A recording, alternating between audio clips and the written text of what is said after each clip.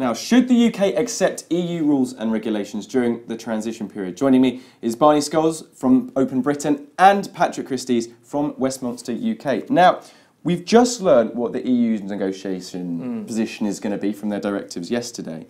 One of the key things is guaranteed European Court of Justice oversight. We're going to have to apply to all the rules and regulations in the EU, but have no say in actually, during that 2-year period, what they decide to implement.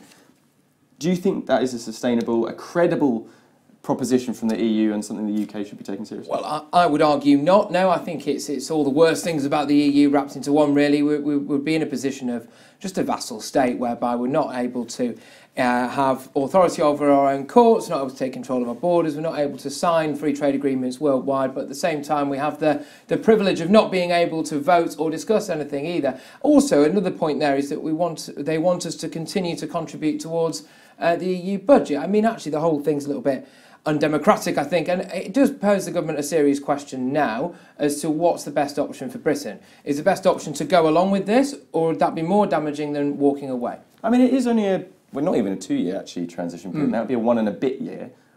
Is that not a fair little buffer? I mean, the UK needs it as much as the EU does in terms of a buffer period for businesses and to actually get through stuff like trying to do a bespoke trade deal.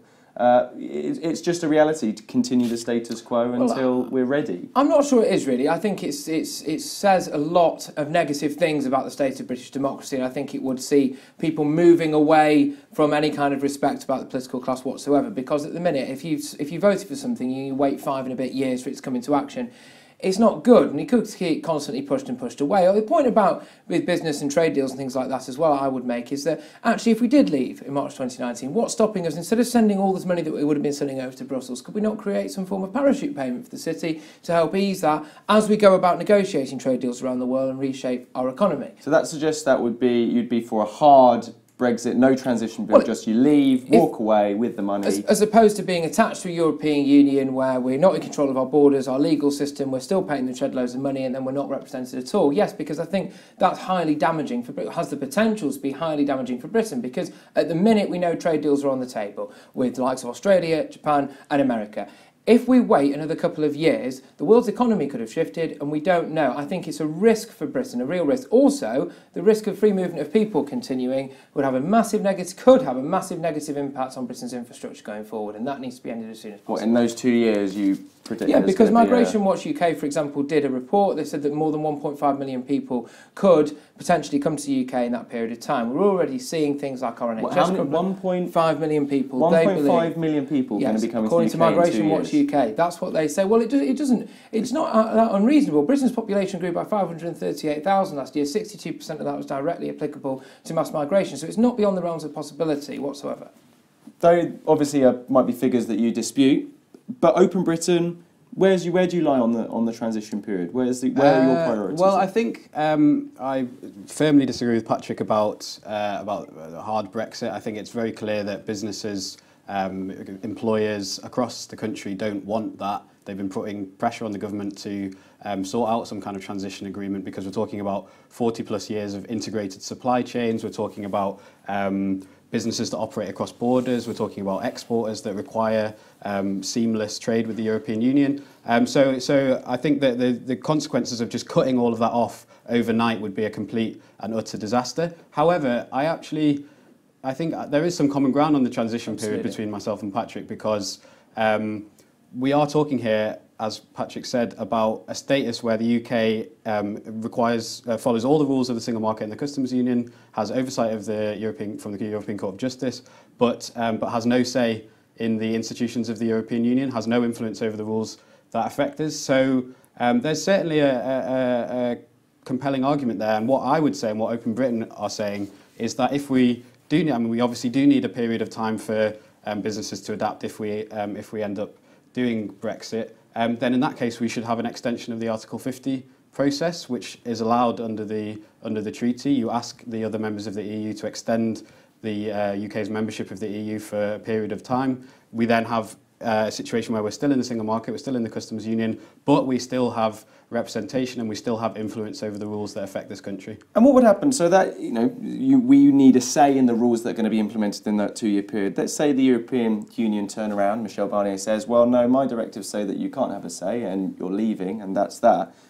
Would Open Britain seriously consider then the possibility of, well, that this transition period is not, in a democratic sense, or I suppose a representative sense, satisfactory enough for us to actually go along with it? Well, as I say, I think you can have an effective transition period through the mechanism of an Article 50 extension. Only if it's agreed on the other side. Yeah, but we've had every indication that it would be. I mean, you've had Emmanuel Macron, the French president, said that they'd be more than happy to leave the door open. You've had members of the German government saying the same thing. You've had Donald Tusk, the president of the EU Council, saying the same thing. So it's clear that there's an appetite within the EU to find that kind of solution. I mean, Brexit is a giant headache for everybody. I mean, it's a disaster for the UK, but for the rest of the EU, it's not an ideal situation by any means either. So I think if there is a scenario where we can have an extension of the Article 50 process, that means we stay in the single market and the customs union, but we still maintain our influence within the rule-making bodies of the European Union, that is a much better solution than this kind of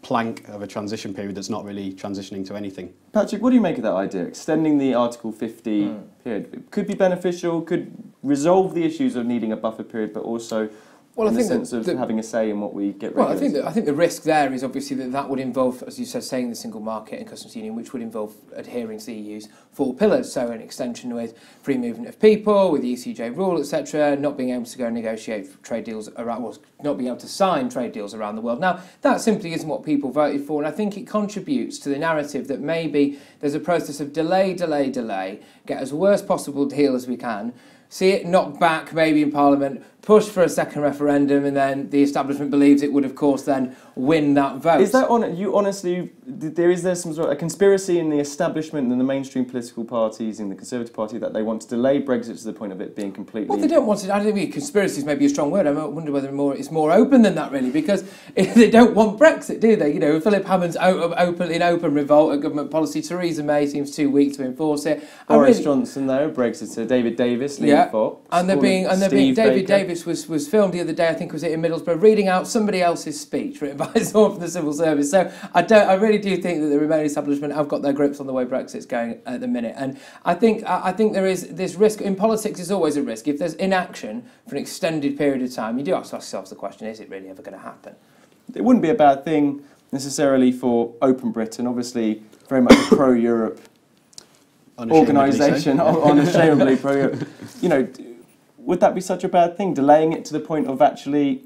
Well, what I think we're seeing... Is it a fair suspicion, I should say? Is it a fair suspicion? For someone like Patrick to have? No, absolutely not. This is coming from, like I say, this is coming from businesses, this is coming from employers who've had 40 years of integration with a European single market and a European economy, and they rely on those structures in order to do business. That is a fundamental fact of the way the UK economy works in today, now. So to say that there's some sort of, Ramona plot or whatever, I just think that it's totally far-fetched. What we're dealing with here is the reality of the choices that Brexit requires us to make. So, like I said earlier, we had the referendum. It was a narrow result, but it was a result to leave the European Union. But what wasn't in any way clear during the referendum, I think, was what that actually would mean going forward with that. I mean, there was nothing about single market on the ballot paper. There's nothing about the customs union on the ballot paper.